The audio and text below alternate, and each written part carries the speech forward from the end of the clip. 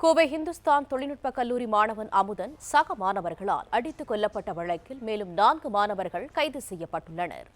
இது தொடர்பான கூடுதல் தகவல்களை தருகிறார் எமது செய்தியாளர் நேசராஜ். நேசராஜ், முழு விவரங்கள் என? வணக்கம். கோவை ஒத்தக்கால் மண்டபத்தில் உள்ள இந்துஸ்தான் தொழில்நுட்ப கல்லூரியில் சக மாணவர்களால் அமுதன் என்ற மாணவன் அடித்து கொலை செய்யப்பட்டார்.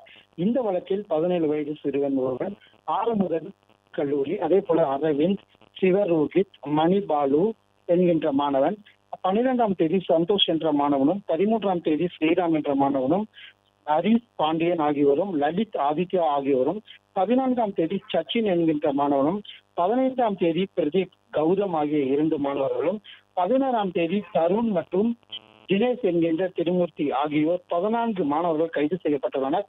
குறிப்பாக கைதான பிரதீப் விருதுநகரிலும், கௌதம் பாண்டிச்சேரியிலும், தருண்குமார் திருப்பத்தூரிலும், திருமூர்த்தி திருச்சியிலும் கைது செய்யப்பட்டுள்ளனர்.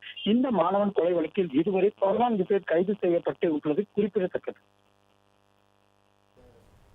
தகவல்களுக்கு நன்றி நேசராஜ். பிளே ஸ்டோர் மற்றும் ஆப் ஸ்டோரில் இருந்து பாலிமர் செயலியை QR கோடு மூலம் பதிவிறக்கம் செய்யுங்கள். செய்திகளை உடனுக்குடன் பெறுங்கள்.